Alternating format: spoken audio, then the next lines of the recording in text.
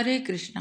आज मैं आपको माघ महीने का महात्म बतलाने जा रही हूँ। पहला अध्याय। आज से माघ का महीना चलेगा और पूर्णिमा है आज। बड़ा पवित्र दिन है। आप सभी को बहुत बहुत शुभकामनाएं। ये कथाएं यदि हम सुनते हैं तो हमारा हृदय परिवर्तित होता है।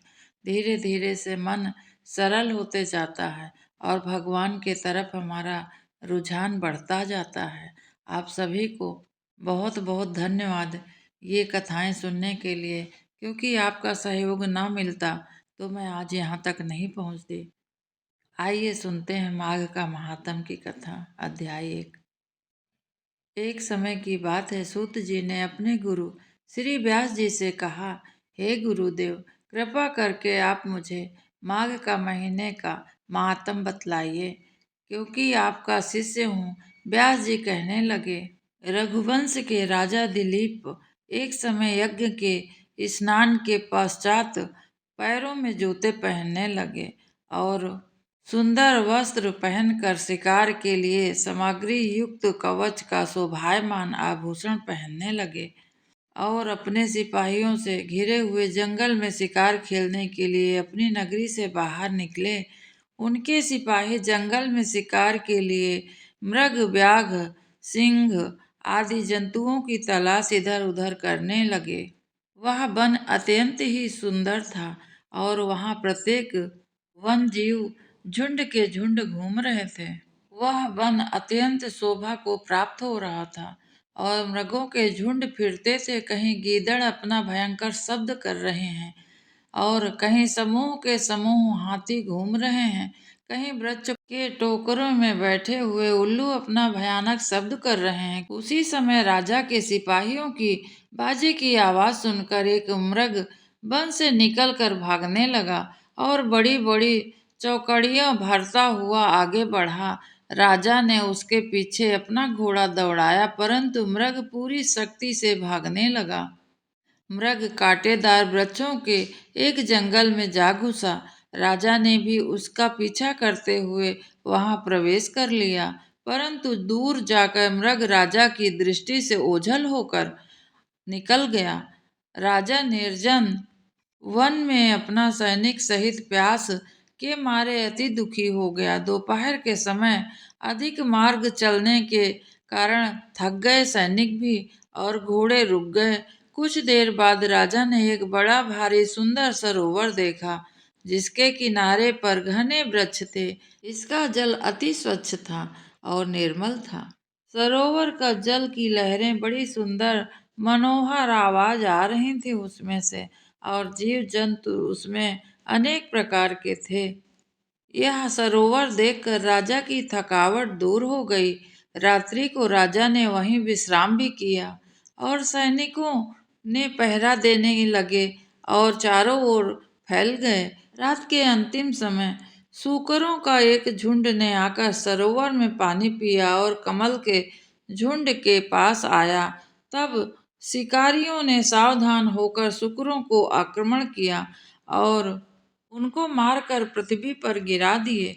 उस समय सब सिपाही कोलाहल करते हुए बड़ी प्रसन्नता से राजा के पास गए और राजा प्रभात हुआ देखकर उनके साथ ही अपनी नगरी की तरफ चल पड़ा, जिसका शरीर तपस्या और नियम के कारण बिल्कुल जो मृगछाला पहने हुए था और नख, रोम तथा केश धारण किए हुए था। राजा ने ऐसे घोर तपस्वी को देखकर बड़े आश्चर्य से खड़े हुए और उनको प्रणाम किए। इस पर तपस्वी ने राजा से कहा, हे राजन, इस पुण्य शुभ माघ में इस सरोवर को छोड़कर तुम यहाँ से क्यों जाने की इच्छा करते हो? तब राजा ने कहा कि हे ऋषि महात्मन, मैं माघ का मास का स्नान के फल को कुछ भी नहीं जानता हूँ। इसे करने के लिए आप मुझे विस्तार पूर्वक कहिए, तब मैं इसकी महिमा जानूं और इसका नियम भी करूं। यह थे माघ महीने का महात्म अध्याय 1 की कथा। आइए एक और पौराणिक कथा सुनते हैं और जानते हैं कि माघ महीने का क्या महात्म है स्नान और दान का। स्कंद पुराण के रेवा खंड में माघ स्नान की कथा के उल्लेख दिया गया है कि प्राचीन काल में नर्मदा के तट पर शुभव्रत नामक एक ब्राह्मण निवास किया करते थे। वे सभी वेद शास्त्रों के अच्छा ज्ञाता थे, परंतु उनका स्वभाव धन संग्रह करने में अधिक रहता था।